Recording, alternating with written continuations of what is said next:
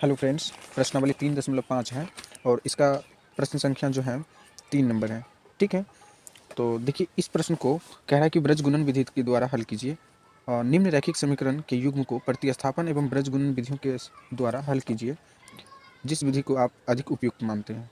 ठीक है, तो इसमें 2 समीकरण दिया गया है और हमें कह रहा है कि आप हमें ब्रज गुणन विधि के द्वारा बना करके दिखाइए और साथ ही हमें यह बताइए कि कौन सा विधि आपको सबसे बेहतर लगता है। ठीक है, तो चलिए यहाँ पर हम देखते हैं। तो समीकरण दिया गया है हमको 8x plus 5y equal to 9 और फिर से एक समीकरण और दिया गया है 3x प्लस 2y और इक्वल टू 4। फिर से जिस तरह से पहले समीकरण में क्या करते थे, a1 b1 और c1 को फाइंड करते थे, उसी प्रकार से हम यहाँ पर फाइंड कर लेंगे। देखिए ये समीकरण मेरा कितना होगा, फर्स्ट, और यह कितना हो जाएगा, सेकेंड होगा, है ना। अब देखिए फर्स्ट वाले समीकरण को a1 8 हो जाएगा, x का जो गुणांक होगा वो क्या हो जाएगा, a1। उसके बाद b1 का गुणांक होगा 5 का गुणांक, सॉरी y का गुणांक 5, फिर से c1 का हो जाएगा 9।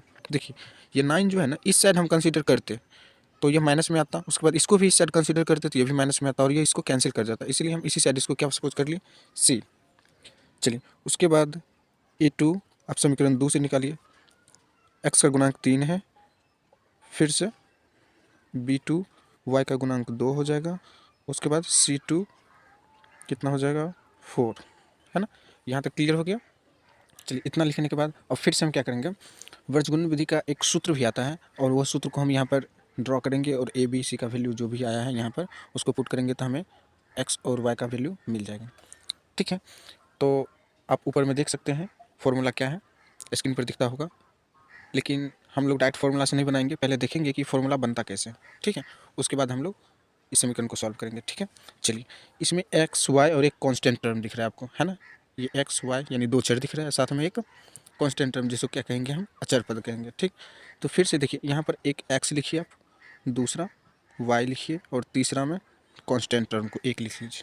ठीक है, अब उसके बाद क्या कीजिए, यहाँ पर लिखिए b1, उसके बाद लिखिए c1, है ना, और फिर यहाँ से लिख दीजिए a1 और b1, बस इतना आपको लिखना है। ठीक है, और इसी के जस्ट नीचे आप b को b1 है ऊपर में, नीचे में b2 लिख दीजिए, नीचे ऊपर में c1 है तो यहाँ पर आप c2 लिख दीजिए। देखिए ऊपर में a1 है तो नीचे में आप a2 लिख दीजिए, है ना, और उसके बाद ऊपर में b1 है तो यहाँ पर क्या लिख दीजिए, b2।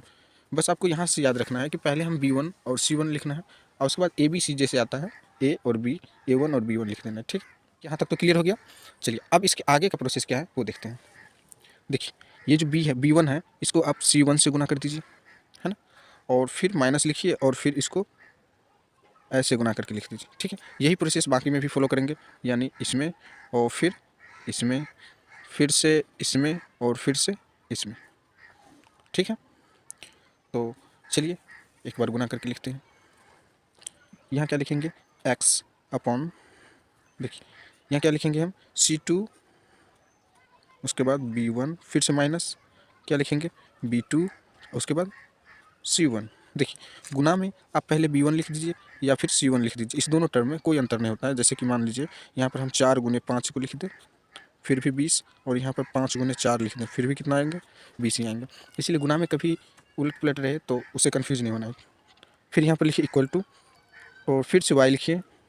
देखिए इसमें भी वही प्रोसेस करना है, a2 c1, a2 फिर से c1, फिर से माइनस कीजिए, फिर लिखिए c2 और a1, फिर से यहाँ पर 1 और b2 a1, ठीक है, फिर माइनस a2 और b1। हो गया इतना। चलिए अब देखिए, तो ये जो स्क्रीन पर आपको दिख रहा है फॉर्मूला जो पहले आपको हम बता रहे थे, यही फॉर्मूला है ना, बिल्कुल। अब देखिए यहाँ पर आसानी से हम सभी का वैल्यू पुट कर देंगे और हम आंसर निकालेंगे। देखिए x लिखेंगे और फिर बट्टा, देखिए c2 का वैल्यू हम ऊपर में दे रहे हैं, आप लोग देख लीजिए। ठीक है, देखिए a1 का वैल्यू नहीं आएगा यहाँ पर c2 का वैल्यू आएगा, है ना। c2 का वैल्यू हो जाएगा 4 इंटू b1 कितना है, 5, आप लोग ऊपर स्क्रीन पर दिख रहा होगा, आप लोग वहाँ से देख लीजिएगा। फिर से माइनस b2 2 है, और फिर देखिए c1 कितना है, 9 है। हो गया ये कंप्लीट।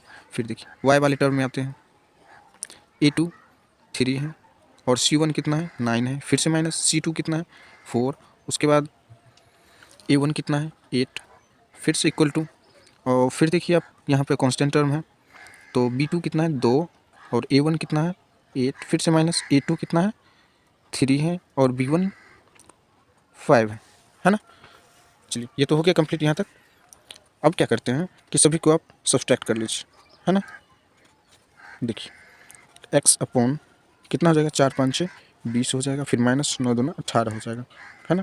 फिर देखिए y 9 तिया कितना हो जाएगा 27 होगा, फिर से माइनस, और 8 चौका 32, उसके बाद फिर से इक्वल टू लेंगे। देखिए 8 दूना 16 हो जाएगा, फिर माइनस कितना हो जाएगा 3 5 15 हो जाएगा, है ना।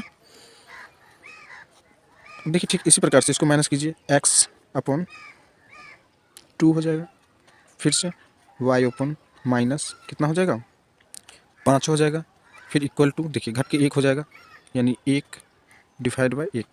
चलिए यहाँ तक तो आ गए। उसके बाद अब जो है आप लोग ये जो x वाला टर्म है इसको एक बार कांस्टेंट टर्म से इक्वल टू कर दीजिए, और y वाले टर्म को भी कांस्टेंट टर्म्स, बस क्लियर है आपका, x का वैल्यू भी आ जाएगा और y का भी आ जाएगा, ठीक है। देखिए क्या लिखेंगे, इसीलिए x अपॉन 2 इक्वल टू 1/1, है ना। क्रॉस मल्टीप्लाई कीजिए, x को 1 से x और 2 को 1 से 2, है ना।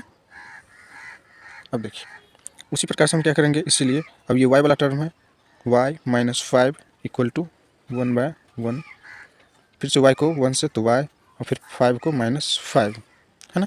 देखिए यहाँ से x का भी वैल्यू आ गया और y का भी वैल्यू आ गया। लेकिन अब इस क्वेश्चन में हमें पूछा जा रहा है, क्या बताइए कौन सा विधि आपको उपयुक्त लगा। तो आप लोग जब बनाएंगे इसे तो अपने अनुभव